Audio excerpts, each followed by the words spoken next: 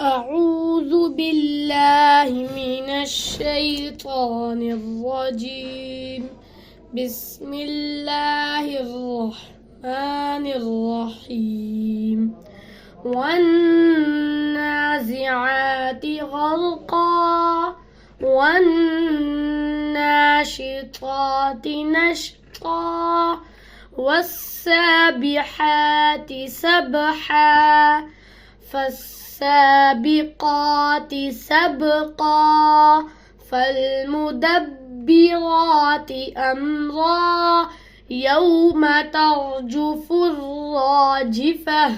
تتبعها الرادفة قلوب يومئذ واجفة أبصارها خاشعة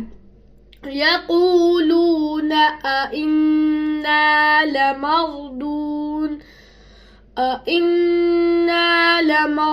لمردودون في الحافرة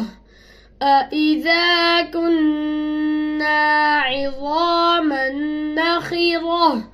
قالوا تلك إذا كرة خاسرة فإنما هي زجرة واحدة فإذا هم بالساهرة هل أتاك حديث موسى إذ ناداه ربه بالواد المقدس طوى اذهب إلى فرعون إنه طغى فقل هل لك إلى أن تزكى وأهديك إلى ربك فتخشى فأراه الآية الكبرى فكذب وعصى ثم أدبر يسعى فحشر فنادى فقال أنا ربكم الأعلى فأخذه الله نكال الآخرة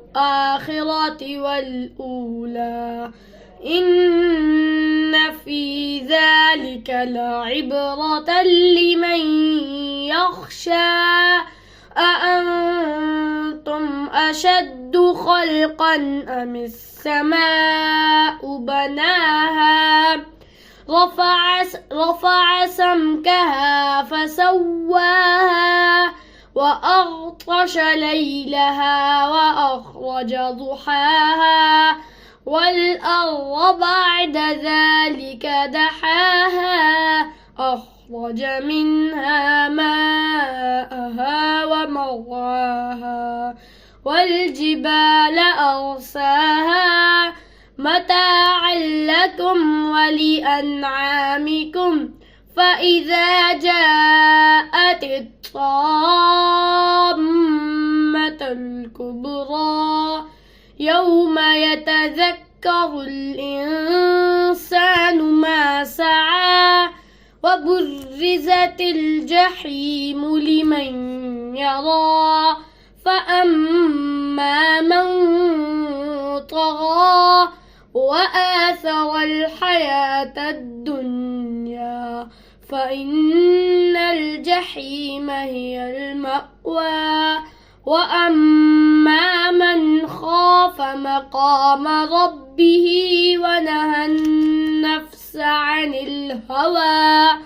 فإن الجنة هي المأوى يسألونك